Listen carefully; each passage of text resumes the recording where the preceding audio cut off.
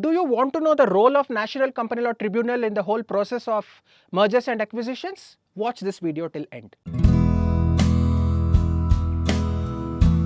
Before even getting into the video, please subscribe to our channel and press the bell icon for the latest notification from our channel. Companies Act 2013, Chapter 15, Section 230 to 240 is talking about the provisions relating to mergers and acquisitions. Let me introduce the legal terminology which is used for mergers and acquisitions in Companies Act 2013. The legal terminology used in Companies Act 2013 for mergers and acquisitions, they are called compromises and arrangements. What are these compromises and arrangements? Instead of calling mergers and acquisitions, why they are calling it compromises and arrangements, we should necessarily know.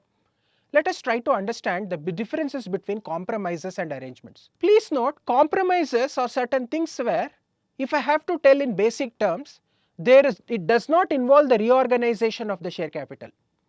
Whereas in case of arrangement, it involves the activity of reorganization of share capital. There will be certain shareholders will go out and then certain new shareholders will come in, one entity will go, another entity will come in.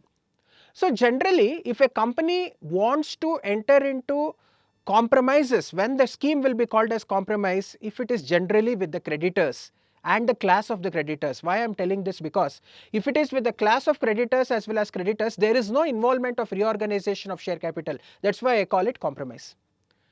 When it comes to arrangement, definitely there will be reorganization of share capital. If reorganization of share capital has to happen, then definitely it will be with the members and the class of members. That is the difference between compromises and arrangements. So let me repeat, compromises does not involve reorganization of share capital, whereas arrangements involve reorganization of share capital. Generally, compromises happens between the creditors and class of them, and arrangements are going to happen generally between the members and every class of them. For both compromises and arrangements, I need to seek the approval from the National Company Law Tribunal. That is the important activity which is required to be undertaken. So that is the primary role which will be played by the National Company Law Tribunal. If you look at the provisions which is there in Companies Act 2013, every company is empowered with the power to enter into compromise and arrangements with itself, with creditors or members. So compromise and arrangement is the activity which involve the company as well as the creditors and members. So that is why just compromise, there is no scheme. Now basically, like, there will not be any scheme which will be only compromise.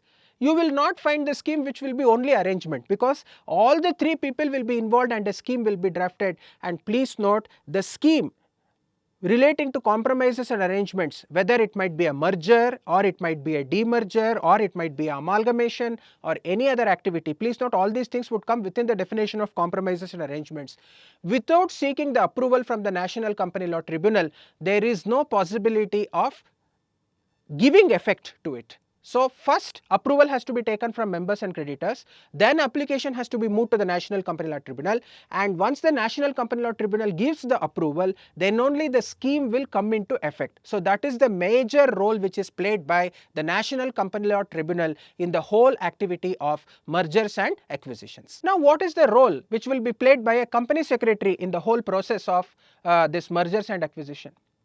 Please note, procedurally, there are various points which needs to be taken care in the whole process of mergers and acquisition. The first important thing is drafting the scheme.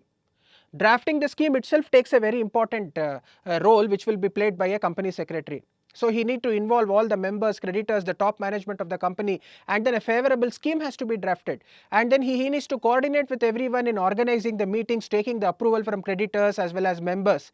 Then a practicing company secretary is allowed to appear before the National Company Law Tribunal on behalf of the company. And he can appear and then he can take the necessary orders, attend the hearing, and then final order can taken, and then up till the implementation of what is there in the scheme, the professional has a very important role to play. So mergers and acquisition will give lot of opportunity to a practicing professional as well as to the professionals like us, that is company secretaries.